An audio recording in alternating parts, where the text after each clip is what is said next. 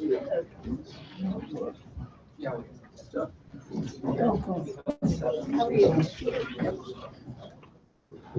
Chairman and members of the committee, Ed Emery, representing Senate District 31, and pleased to be able to present to you Senate Bill 31. As you probably know, it's a collateral source bill. It's identical to House Bill 95 that came out of this committee. It was amended on the floor. This bill is as it appeared prior to the amendment. And so I won't take a long time explaining it. It essentially repairs a problem that was created by a judicial opinion issued in 2010 that undid a tort reform that was performed in 2005 that says that medical costs are medical costs, not some imaginary number that might represent quote values. So I'm happy to entertain questions. I have some witnesses that can go further into the legal ease of the bill, but other than that, it's pretty much the same. Thank you, Mr. Chairman. Thank you, sir. Representative Albright. Go ahead.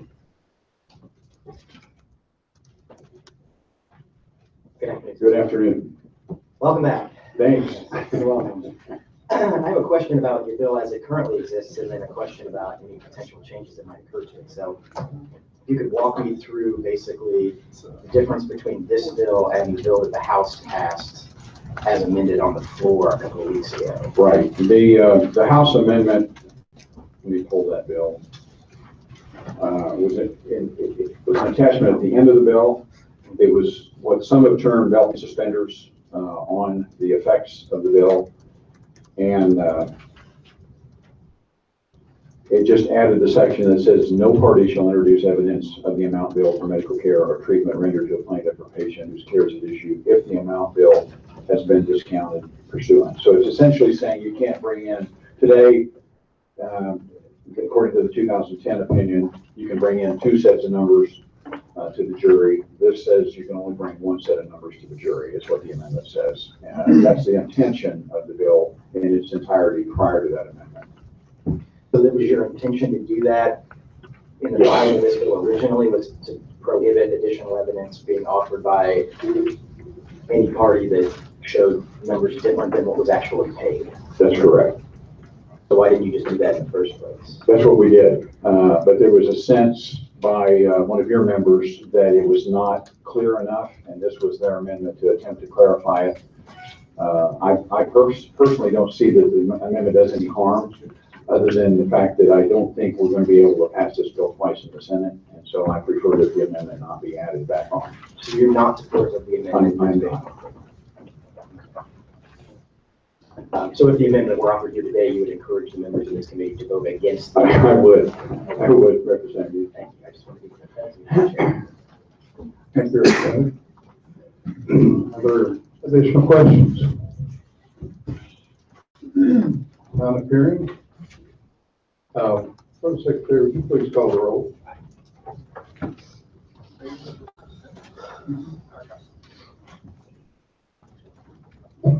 This is just for attendance. Chairman Lant. Aye. Vice Chairman White. Here. Representative Minton. Corlew. Here. Cornejo. DeGroat. Here. Albrecht. Here. Harr. Here. Hill. Here. McGough. Here. Phillips. Here. Rader. Roberts. Present. Yep, 10 present. We have a quorum present. Is there anyone here today? Is there any questions from the committee? Anyone here today that would like to testify in favor of this bill?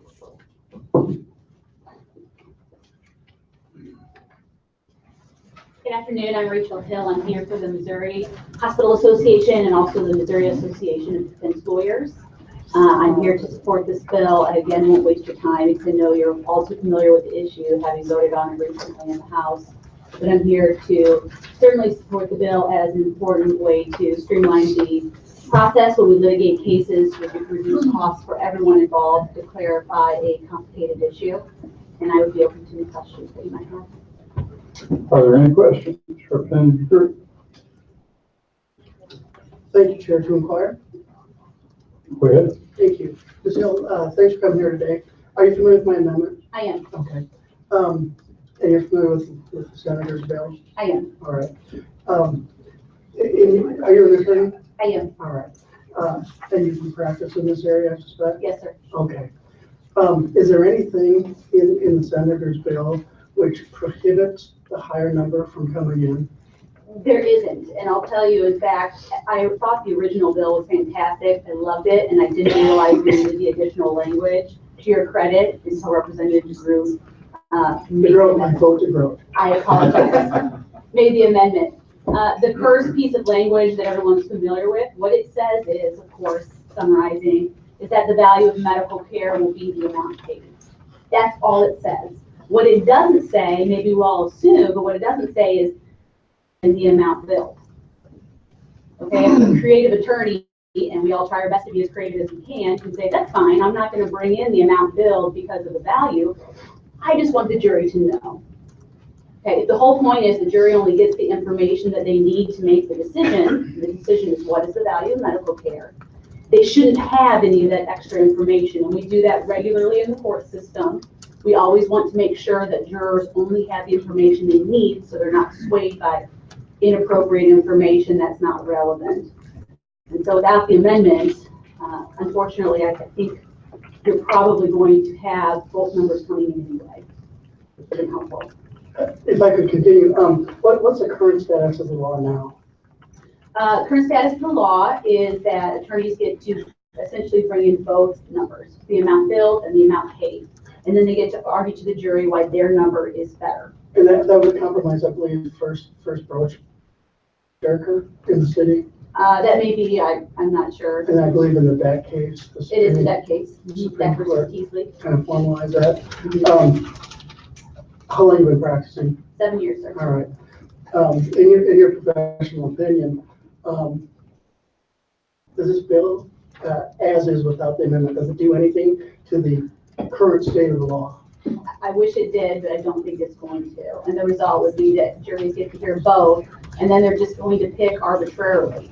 And that lack of clarity and that uncertainty is what's expensive now and will continue to be. And you're familiar with the amendment that I filed in the House bill? Yes. All right. What would be the effect of adding that amendment to this bill? It makes it very clear that the amount billed, which is never going to be paid by anybody, that amount billed never comes into evidence. The jury never gets to hear it.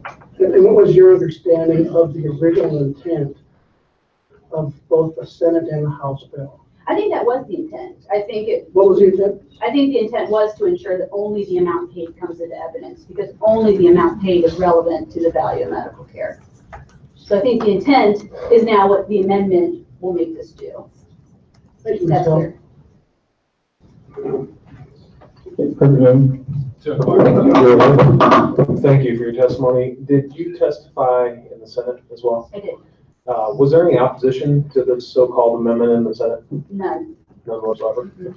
Is there, how, and forgive me for my ignorance, how did it come out of the Senate, the vote on the floor? It hasn't been taken up on the floor. Oh, In committee? I'm sorry, in committee. Committee, probably party line. I believe it's back to you. Gotcha. Okay, thank you. Representative Galloway. Go ahead, sir. You use the phrase value of care. The statute itself actually brackets out the word value, right?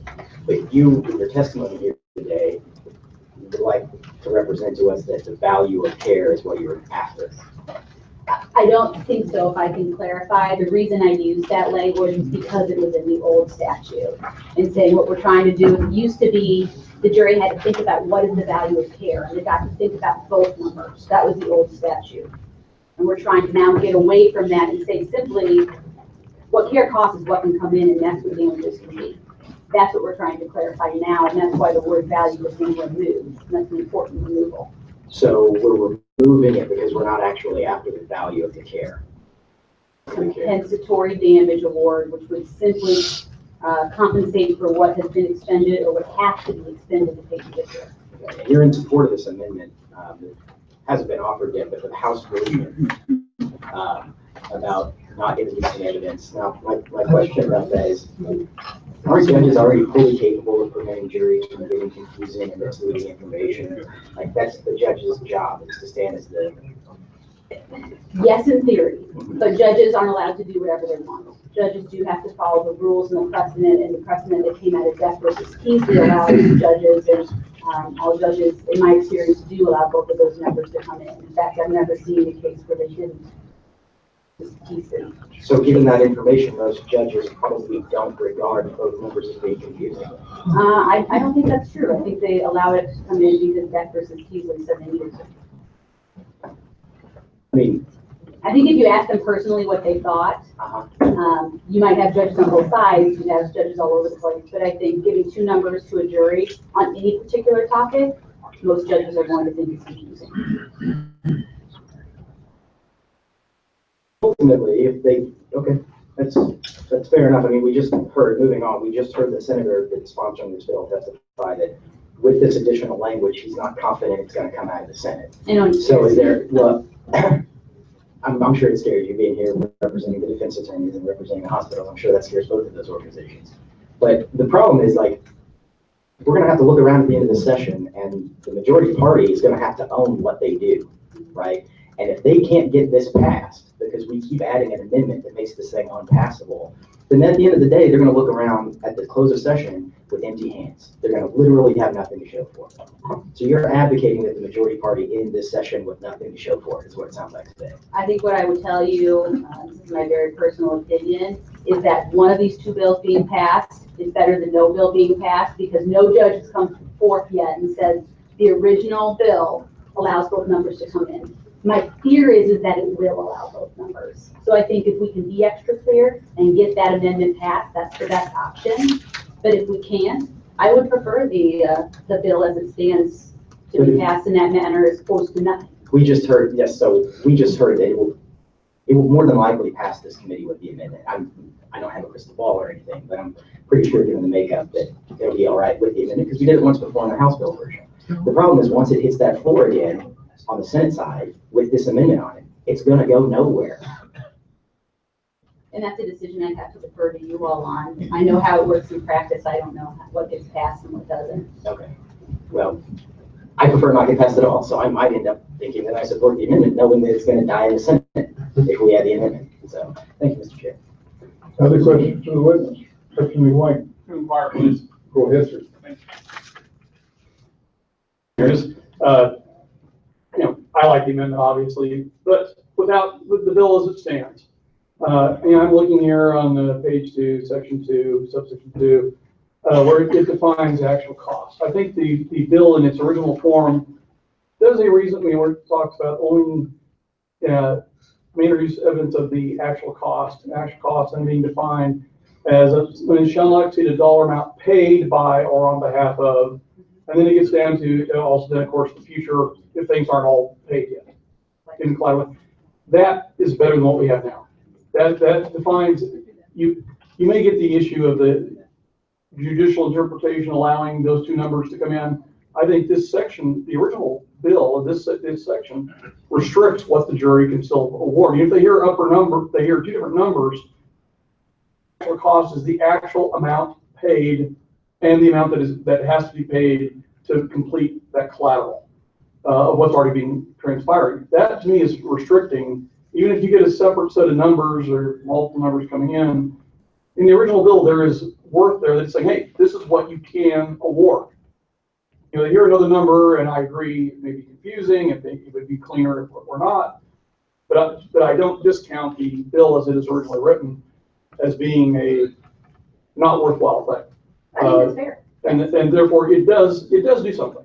It is not as, I like the clarity of the amendment, but this in itself I think is an accomplishment. So I would be better this than nothing, than status quo. Is any language we ever do subject judicial interpretation? This, what do you say? A judge is going to look at this, and I'm sure there's a judge somewhere that's going to say, oh no, you can bring in all the numbers you want. But I think the vast majority of judges are not going to look at it that way. We can't control judicial advocacy or activism, I guess is the better word. I think the amendment helps control it a little bit better, just because it's tightening the reins down. But this, you agree, this, in its current form, it has worked? I do, yes. I think it's much better than what the current status quo is, yes. Okay, thank you, Mr. Chair. Are there other questions of this witness? Representative, go ahead. Thank you. Thank you, Ms. Hill, for your testimony. A couple times you mentioned in your testimony that that you saw this as, you saw the underlying bill as providing for the actual cost of the medical care and treatment. And then you mentioned a higher cost. What other costs do you think that the proposed amendment would keep out? Well, to be clear, I'm not talking about another cost. There's two numbers. And Okay. that's a fair way in language to talk about what we're talking about. And Sure. so there's the amount that often will initially appear on a bill, and that would be before any contractual discounts that are applied, which can be applied because of a Medicare agreement, a Medicaid agreement, an agreement with an insurance company, a private pay discount, which most hospitals provide, any of those kinds of contractual discounts that they will knock down that original number. So it's like when you go in and you want to buy a car, no one pays sticker price for a car. That's not the way it is. And really, when you're talking about healthcare, there's a good reason for it. These hospitals are not doing it because they want to. Medicare and Medicaid essentially requires it. But no one will ever pay that higher amount, and so that's why it's silly for a compensatory damage award for someone to hear that amount. It wouldn't compensate anyone, making them whole to receive that. They would actually make it more whole.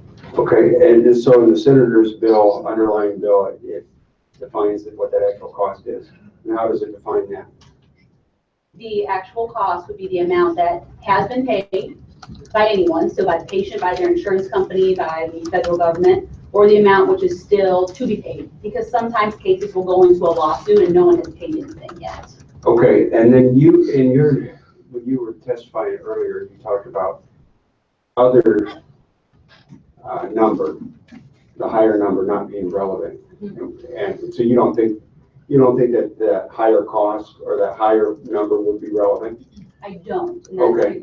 Go ahead. Then, even in the underlying bill, without the amendment, wouldn't there be an objection that other evidence is not relevant?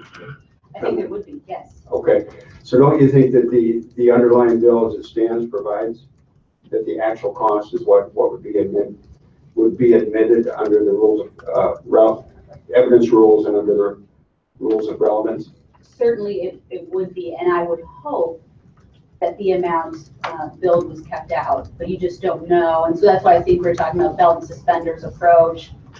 Clearly belt and suspenders hold your pants up better than just a belt, but a belt is better than nothing. Okay, thank you. Are there other questions of this witness?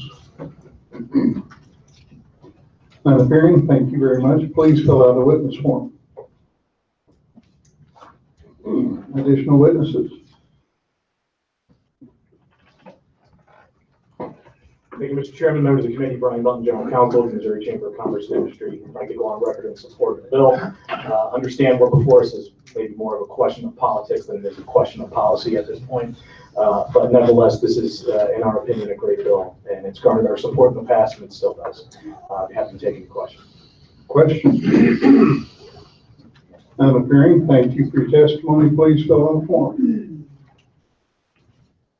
Mr. Chairman, members of the committee, Calvin Call, Executive Director of the Missouri Insurance Coalition, here today also on behalf of Chubb Insurance Group. I'd like to go on record in support of the bill.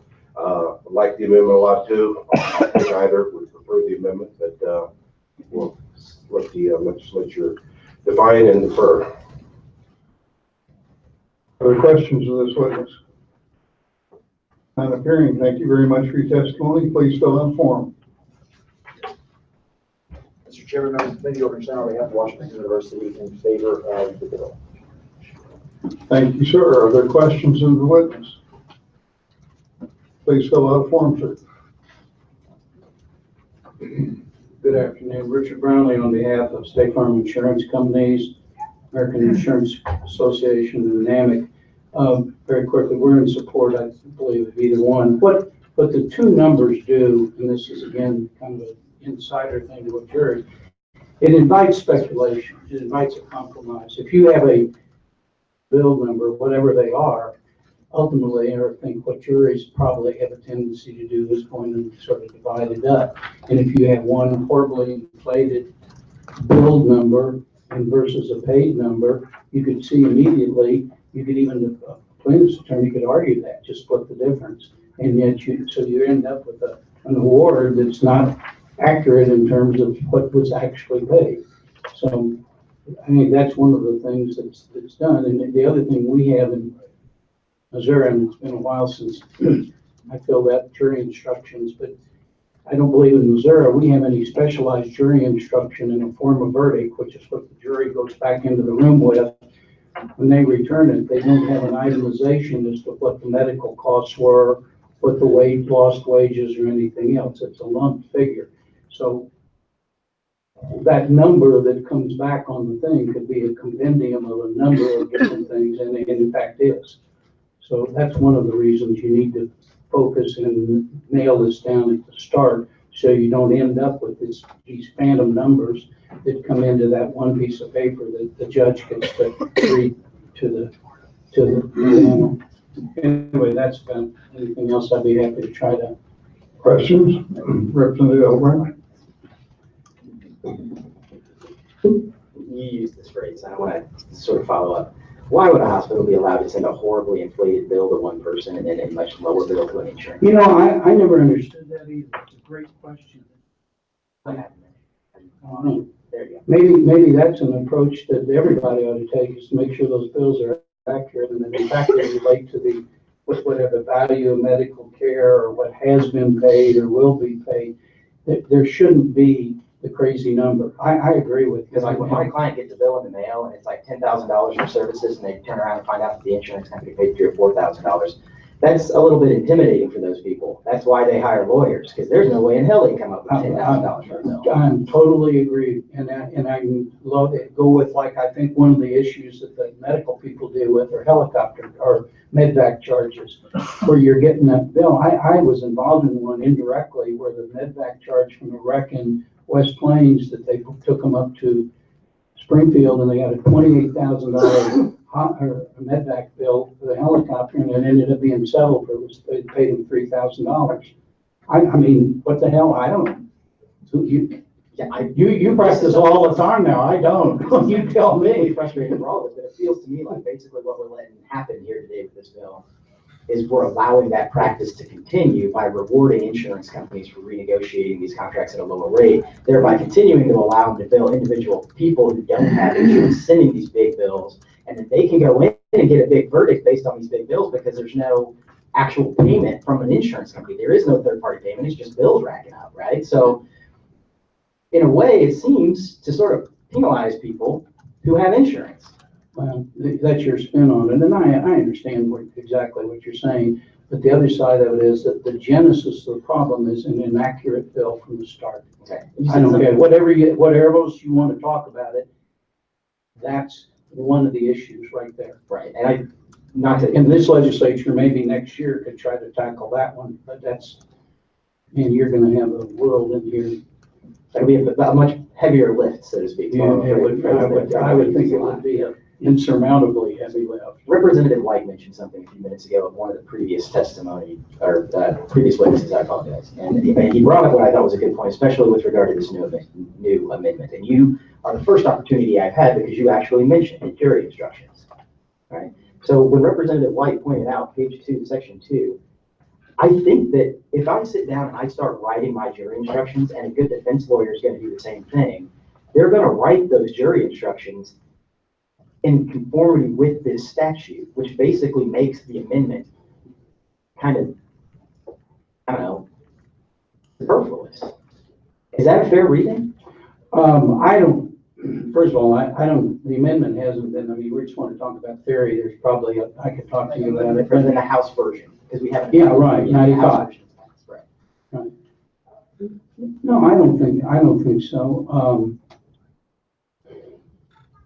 I don't know. Again, your question, I mean, to put focus on Let me have it again. I was trying to. So when, as you sit down and you write these jury instructions, as you write the verdicts, page 2, subsection 2 basically compels the judge to accept jury instructions that say the cost of the medical services is what was paid, and we find that amount to be X. Right? I mean, that's the way I'm looking at it. And I'm a plaintiff's lawyer, so it's pretty constrictive to me. It seems like page 2, subsection 2 does, in practical effect, what the amendment seeks to try and do. The form of verdict is, and again, this is in state court, is just like, it's the total damages with a number, a blank. Is that correct? I mean, I've been practicing law 45 years, and I've been a long time since I've been in the waking up at night wondering if my verdict director is correct, okay? So this is just from memory a long time ago. The Missouri MAI form, I believe, just has a blank number where all of those damages are rolled in. I think in certain federal courts, the judges are required an allocation, that is a breakdown of wages, of medicals, and blah, blah, blah. That is correct, okay.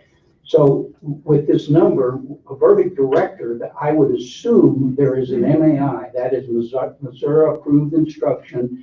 The Supreme Court has committees that produce those that will define, when this bill is passed, if it requires a different definition, it will redefine what the provable medical damages are. I would guess that's the procedure, but there's a lot of gentlemen in here that know more about this on a current basis, and I'm sure you do too. But this statute, in fact, will be interpreted, I would guess, by the Supreme Court when they have to redraft the instruction, correct? I believe so, yes. Okay. That's how that works. Thank you. Thank you, Mr. Chair. Representative Guerrero. Chair, just for clarification purposes, I have distributed an amendment to the Senate bill. I've not yet offered it. I'm still unsure whether we're going to. So everybody should have a copy. If you don't have it, let me know. All in all, I think the important thing is to get this bill passed. One of the knowns, I think, in all of this is it probably face court challenges, whatever you put down. If you put 1 and 1 plus 1 equals 2, there'll undoubtedly be an appeal filed somewhere. Right? You got it. Other questions? None appearing. Thank you very much for your testimony, sir. Please fill out a form. Other witnesses? Yes, Mr. Chairman, Bill Gamble, representing the Missouri Railroad Association, and we would like to go on record in support of the bill. Thank you, sir. Please fill out a form. Mr. Chairman, David Overfelt on behalf of Associated Industries and the Missouri Retailers Association in support of the bill.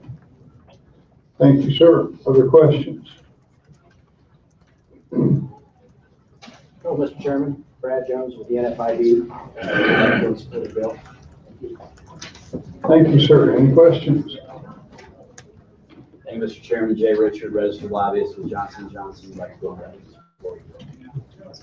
Thank you. Any questions? The committee, obviously representing King City Power and Light, want to go on record in support of Senate Bill 31. Thank you, sir. Thank you. Questions? Thank you, Mr. Chairman, members of the committee. Kenny Jackson, Missouri State Medical Association, like to go on record in support. Thank you, sir.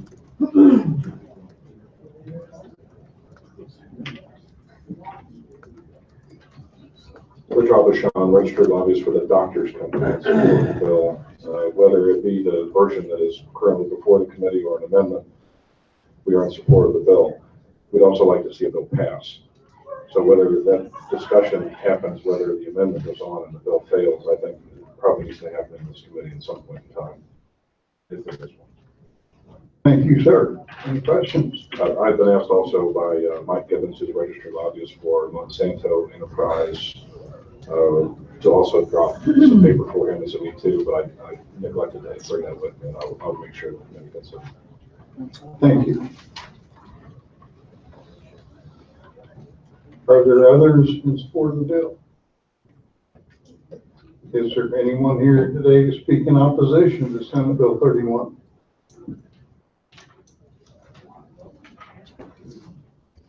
Mr. Emery. How are you? Brian McAllister for the Missouri Association of Trial Attorneys. Surprising to you that we're in opposition to this bill. I think one thing that's been lost sight of today is what is being taken away from working men and women in this state that's represented by this bill. We are taking away a benefit that working men and women have paid for in the form of premiums, and we are giving it to someone else. That's wrong.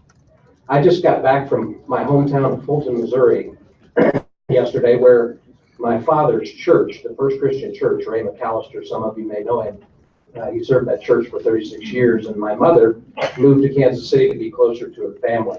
And I remember my dad used to say to me, you can't get something for nothing.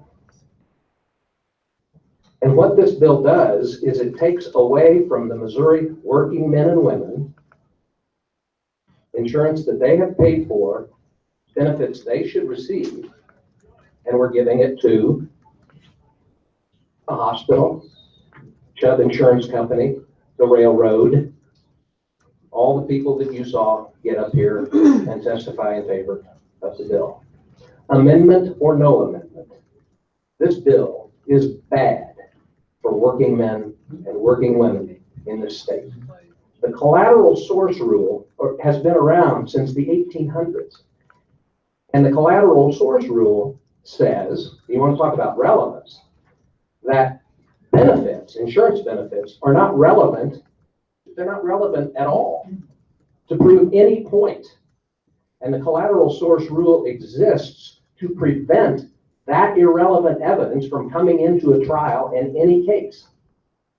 And now we are supporting a bill that literally swallows up the collateral source rule that keeps out that irrelevant information in a trial. And we're doing what? We're giving it to insurance companies, railroads, hospitals, and people who can darn well afford to pay for the damages that they cause to the injured men and women of this state. This is a wrong-headed bill and shouldn't pass. Shouldn't pass this committee, shouldn't pass on the floor. Be happy to entertain questions. Question, Representative Grove? Thank you, Mr. Chair, to inquire. Go ahead, sir. All right. Sir, thank you for your testimony today. You're welcome. I really do appreciate it. And I appreciate the working men and women that you're so concerned about. You understand the concept of insurance, right? Sir, I've tried about 100 cases. I know very well the concept of insurance. All right. So a premium payer buys insurance to cover his damages, right? A premium payer buys health insurance to cover a catastrophic event. Who pays for those premiums? The same working people that you're so concerned about? If we have exaggerated damages, what happens to those premiums in your opinion? Well, I suppose if you think that a hospital or a doctor is exaggerated, I would agree with that statement. But in my experience, doctors think pretty highly of their services, and they should. And when they send a bill, they mean it. And hospitals are well represented by lawyers who go out and collect those amounts from the working men and women of this state. So I don't agree with your premise that the bills are inflated. What happens to insurance premiums when judgments get inflated unnecessarily? What happens to the premiums? Well, if you have a state that, as you have advocated, is out of control in terms of verdicts, in theory, that would make premiums go up. Thank you. That's all I have. Other questions? None appearing. Thank you very much for your testimony, sir. Please fill out a form. Are there others here to speak in opposition to Senate Bill 31? None appearing. Are there those here to speak for information purposes only? None appearing. That concludes this. Thank you, Mr. Chairman and committee. You're welcome.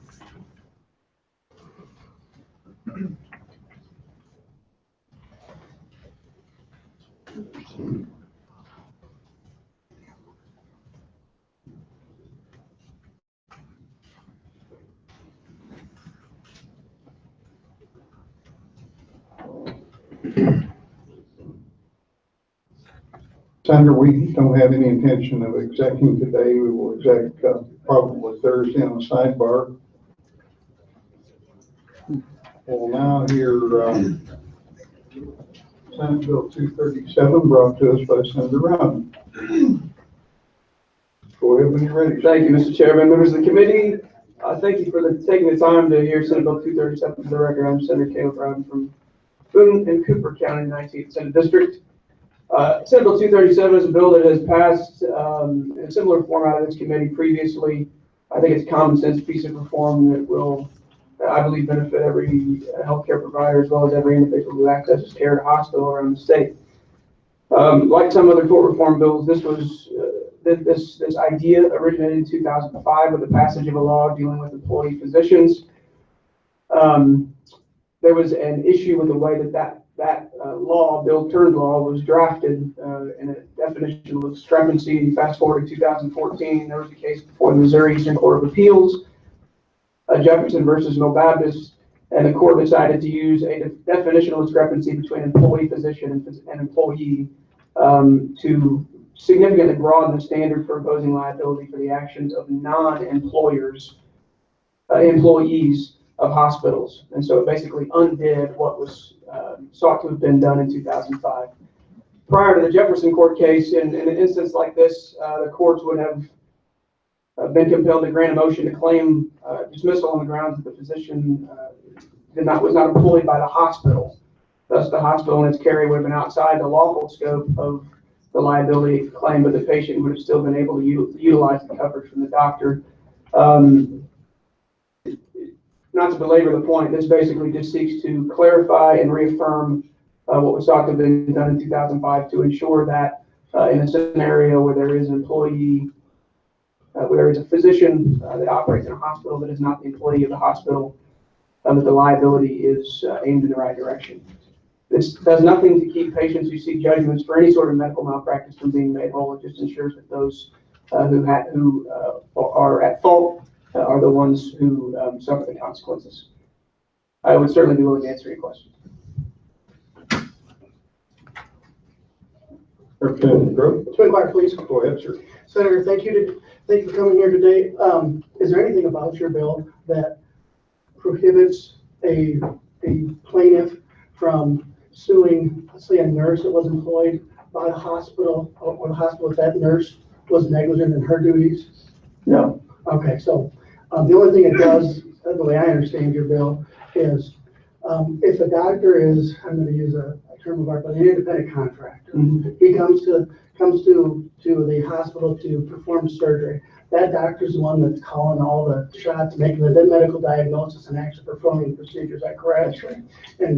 And that's the person that you don't want the hospital to have to cover. Is that fair understanding? Yeah, and basically what we're trying to ensure in the current environment, because of the 2014 case, in those sorts of situations, the doctor is in fact independent, and like you said, in terms of diagnoses and other things, but is not independent as it relates to the liability. And so I think it would behoove us, just from purely being responsible with our law, to make sure that those two things are in conjunction with each other. Does the hospital any duty to a doctor's patient? And I'm thinking about a situation where a hospital doesn't do its due diligence and might hire a doctor who wouldn't be qualified to come and perform procedures at their location. In that situation, could a plaintiff sue a medical care facility?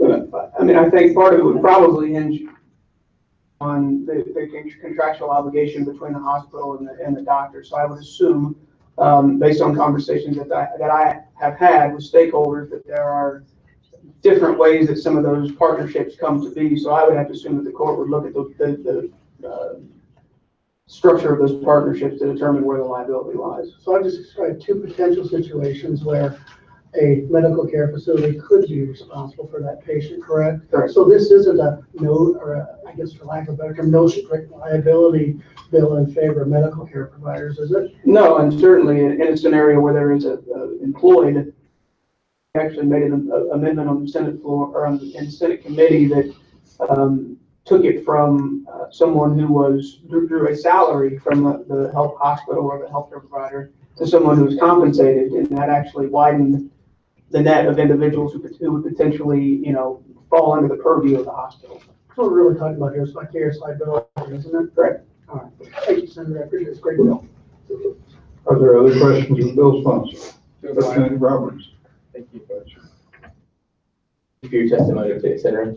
I'd like to expand on Representative DeGroote's previous question regarding a hospital that negligently hires an employee. In your bill, the effect of it is that it really eliminates that vicarious liability we have for a hospital that doesn't properly vet someone. I mean, when you go to a doctor, you think that the average person knows that their doctor's employed by the hospital or they're No, absolutely not. Exactly. So don't you think that that hospital should still be held responsible if they don't do proper vetting? Well, I think there are a number of scenarios, obviously, in that scenario. I mean, it doesn't behoove the hospital in any way to not properly vet doctors. So I think it is probably purposes of a hypothetical, which probably never comes to bear, because there's a great amount of liability that comes from, you know, just being in business as a hospital and hiring on doctors and bringing on personnel to operate, you know, life-altering, you know, operations and those sorts of things. So I think you could probably come up with a number of hypotheticals that may fall inside or outside the scope of this, but I think generally speaking, the practice is hospitals vet because they need to. And so this basically just seeks to clearly define the difference between someone who is employed by the hospital and someone who isn't. So if the doctor cuts off the wrong leg, that's just part of doing business? Absolutely not. I mean, the doctor's still completely liable, and that's what this bill seeks to clarify. The hospital is it? It's not, and that it depends on if the doctor is employed at the hospital. Thank you. Representative Obrecht. Go ahead, sir.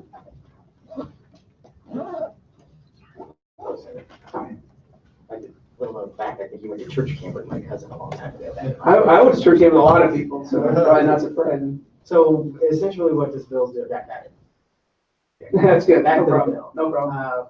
Essentially what this does, as I understand it, is just eliminates any liability unless you're a direct employee of the hospital, right? It clarifies the distinction between being an employee and not. So what are we gonna do about all those nurses and physical therapists and everybody that gets fired because the hospital doesn't want to keep them on as employees because they can limit their liability? Well, I mean, one, I don't think it's a realistic scenario. I think there's a number of reasons why we had this conversation on the floor of the Senate in a couple of different ways. I think there's a number of reasons why hospitals want to employ them. I think there's also a number of reasons why physical therapists and docs and nurses want to be under the coverage of the employment of the hospital. So them wanting to be under the coverage of the hospital doesn't mean that the hospital's going to extend it to them. So what we're talking about here are nurses and physical therapists, not doctors necessarily, because they could probably afford this. I mean, they typically do anyway, because the vast majority of doctors, from my understanding, are already independently engaged with these hospitals anyway. So a lot of this isn't going to affect doctors. It's going to affect nurses, and it's going to affect physical therapists, and it's going to affect people that can't afford to go out and get their own insurance to like their professional insurance. They need the hospitals to provide that insurance for them, because otherwise they're going to be making a lawsuit and they're going to get sued. The hospitals now have an incentive to disemploy these people, or to figure out some alternative creative scheme for them to come up with a way to not call these nurses and physical therapists employees. So what we're doing here today, I mean, I'd like your input on this, because what I see this bill is doing is basically putting nurses and physical therapists out of work. That's what we're doing to help hospitals. yeah, I mean, I just think I don't accept the premise of it, because the reality is from 2005 to 2014, this was the law. The expectation was that the things that this bill seeks to clarify was the law of the land, and that didn't happen. And so I think to say now, because we pass it the right way with the proper language, that now you're going to see this mass exodus, it didn't happen from 2005 to 2014. Operating under the same rules and guidelines, I don't think it's going to happen post 2017. Thank you for the input. Additional questions? Representative White. Thank you. To inquire, please. Go ahead, sir. Thank you. The discussion kind of is going back to Representative Roberts' comments kind of and how this works. One, I would take dispute with the idea that most physicians are independent. In the cities where there's multiple hospitals, maybe. My neck of the woods, there's two major tertiary centers, and the vast majority of people are there. Doctors are employed. There are very, I'll talk to you sometime about my any willing provider bill. We'll see how few there are out there for independent physicians. But I keep hearing about, doctors being vetted, and your bill simply defines who's an employee and who's not. Because a physician is going to get staff privileges. It's an applicant to get staff privileges at a hospital is an arduous scenario. You fill out lots of paperwork. There's lots of background done. And for that matter, all physicians are actually licensed in this state. And to say that a vetting process somehow is going to take a surgeon who after 20 years operates on the wrong ankle. Well, first time in 20 years he's operating the wrong ankle. Somehow a vetting process is going to determine that. My gosh, if we're going to say that a vetting process, which is getting staff privileges, is somehow a determinant of the absolute never having an accident, a negligent act, is crazy. We should then maybe look at the state for our own liability because we license these people. If somehow a hospital is going to be responsible because they've given somebody who they vetted, has a good clean track record, good malpractice record, is fully licensed by the state, and they've got their certification from whatever specialty, and they have a lawsuit for something they've done or they're alleged to have done, that somehow the hospital is going to be responsible and has the crystal ball to know that this person was going to on this day do this thing, or allegedly do this thing, is in the real world, it's kind of a ludicrous approach to me. Hospitals don't have crystal balls. No employee has crystal balls on what employees can do or what someone who's independent. Hospitals are rather unique. Representative DeGrode had mentioned independent contractors. And that doesn't really work quite translate into physicians, but those kinds of relationships. You don't have a crystal ball to know when someone allegedly does an act of negligence. And by the way, if they're still licensed to practice in our state, obviously they haven't done anything bad enough to do that. So that whole argument is a red herring to me. It's pulling the issue away from your bill, simply saying who is really an employee. When you are an independent physician operating using a surgery center, in a hospital, whatever you're doing, the surgeon is the person in that room that is in charge. The hospital administrator can't come in and tell you, no, you can't do that. But no, that's called practicing medicine. And they even though insurance companies do it, they're not supposed to by authorizing or not authorizing the surgery. I see a lot of distraction, a lot of arguments that try to shift the focus simply away. This is an employee-employer relationship. That is, physicians are a little different because you don't have the pure independent contractor. And then you're simply saying if they're employed, if they are an honest-to-God employee of the hospital, the hospitals are responsible. If they are not an employee or contractually employed, third party, whatever, you've expanded your definition of the Senate a little bit to cover compensated people. Everything, a lot of this argument here is just, it's red herring. It's trying to distract, to change the emphasis to somehow get a vicarious liability where the idea is that, that's why we have malpractice. The idea that a nurse is going to be fired because the hospital is going to save on malpractice is ludicrous. You need, nurses are on the floor. You have to have surgeons and no nurses. To have no physical therapy. It's part of the healthcare team a hospital provides, and they are employees of those institutions. So again, it's trying to change the focus away from a simple employee relationship. What it is, and a lot of this other stuff is extraneous. Really, that's the heart of it, is really just simply what is the person employed? Can the hospital direct what this person is doing? Yeah, I would agree with all of that. Thank you. Sorry, it's kind of Representative Grove. Senator, forgive me, I forgot the name of the case that's really kind of spawned this bill. Johnson? Missouri Baptist, Jefferson First Mo Baptist. All right, is it a fair assessment that one case really kind of expanded what an insurance carrier's liability was? Yes, or significantly. Okay, and the medical care facilities are going to react, right? If this bill doesn't get passed, they have to react, right? They have to go back to their insurance carrier. We have to tell them. Yeah, we might have more liability than we thought, and so we'll have the premiums. Yeah, they're gonna go up, and you're, in that situation, you're talking about effectively two different umbrellas, because there's the hospital umbrella, but then there's the doctor or the doctor coalition, that umbrella as well. So you're not talking about potentially one premium going up, or a source of higher premiums on one side, but on two. And it's an obvious question. Who used to pay for that? Yeah, it does. It does, right? And our insurance carriers, our own insurance premiums go up. And that's the mess we just saw in Washington unfold the last couple of days. Partially due to this, isn't it? Yeah, I would agree.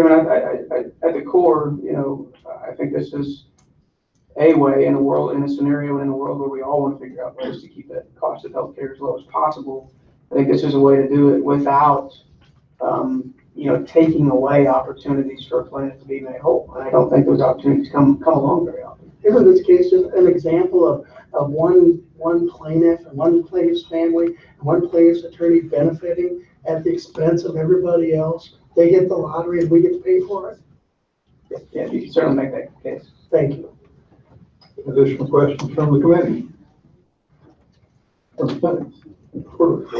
Thank you. Thank you, Senator.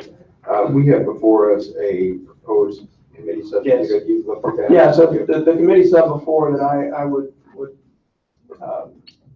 love for the committee to, whenever the bill gets exec, to use that language, is the language is identical to the House version that passed, I think, off the House floor but right before spring break, that Representative Austin has filed. It's the exact same language. It mirrors that. Effectively, on the Senate floor, we had a couple of amendments, I believe maybe just one, maybe two. Senator Shaw had some issues with the wording of some things. We made some changes, and then with time on our side, we saw that maybe those changes didn't do exactly what we thought they were going to do. And so this is basically the language in this committee sub gets us back to the point that it does what the original intent was, but also we think alleviates the concerns from some of the folks who had in the Senate. Okay, thank you. Additional questions from the committee? Is there anyone here today that would like to testify in favor of Senate Bill 237? Rachel Hill again. I was asked to come by the Missouri Hospital Association, Missouri Organization of Defense Lawyers, and then also relevant. I work for Healthcare Services Group. We issue insurance to approximately 65 nonprofit hospitals in the state, about another 2,000 physicians in the state as well. So this is a bill that's close to my heart. I've watched the effects of Jefferson firsthand, and the way that it's changed how we have had to do business already in a very short period of time, and the increased costs that have resulted from it.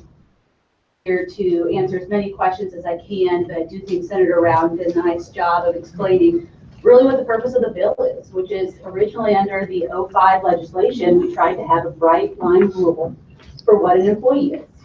Bright line rules are good for everyone. It makes it so you don't have to spend a bunch of time and money litigating an issue. You don't have a bunch of uncertainty. So when the Jefferson opinion happened, now we have this multi-factor test, which involves a lot of discretion. You're not going to have the same court come out the same way in every case. Same fact pattern can come out multiple different ways. And you have folks on both sides spending money litigating an issue. The judges are taking time looking at it. Juries are taking time considering it. Plaintiffs' attorneys are arguing and working out the facts, and so are defense lawyers. And so this is a big deal. Take it back to a bright line rule that makes it very clear what is and is not an employee. Questions of the witness? Thank you very much for your testimony. Please fill out the form. Is there anyone here in addition who would like to testify in favor of this bill? Thank you, Mr. Chairman. Again, Brian Bunn, General Counsel from Missouri Chamber of Commerce and Industry. Would echo the previous testimony. We're in support of the bill. I'll be happy to take any questions. Are there any questions? Thank you, sir. Be sure to fill out the form.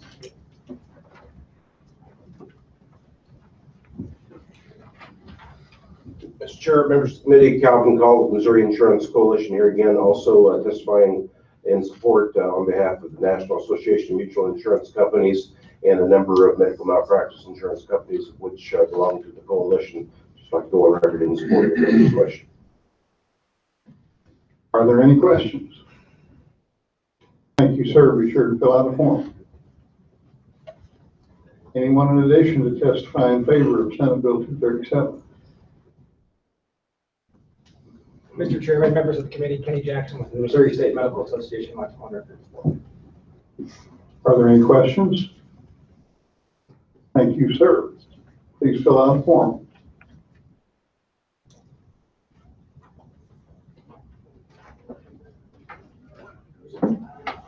Mr. Chairman, members of the committee, Jessica Paps on behalf of SSM Health, I'd like to be here in record of support of the bill. Are there any questions? Thank you, ma'am. Please fill out a form.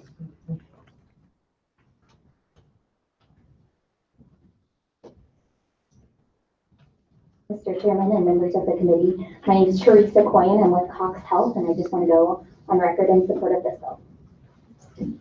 Are there any questions? Thank you, ma'am. Please fill out a form. Mr. Chairman, David Winton here on behalf of BJC Healthcare in support of the legislation, and thank the sponsor for bringing it forward. Thank you, sir.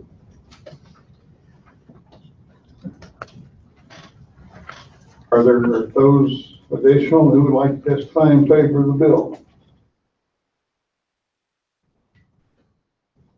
Rich Aubuchon, registered lobbyist for the Doctors Company Medical Malpractice Insurance Company in favor of the bill. Any questions? Thank you, sir. Please fill out a form. Are there those in addition who would like to testify in favor of this bill? Are there those here who would like to speak in opposition to Senate Bill 237? Mr. Chairman, Brian McAllister with the Missouri Association of Trial Attorneys. Missouri Association of Trial Attorneys opposes this bill. Any questions? Thank you for your testimony, sir. Is there anyone here in addition who would like to speak in opposition to this bill? Is there anyone here who would like to speak for informational purposes only? Thank you, Mr. Chairman. In that case, this concludes the hearing.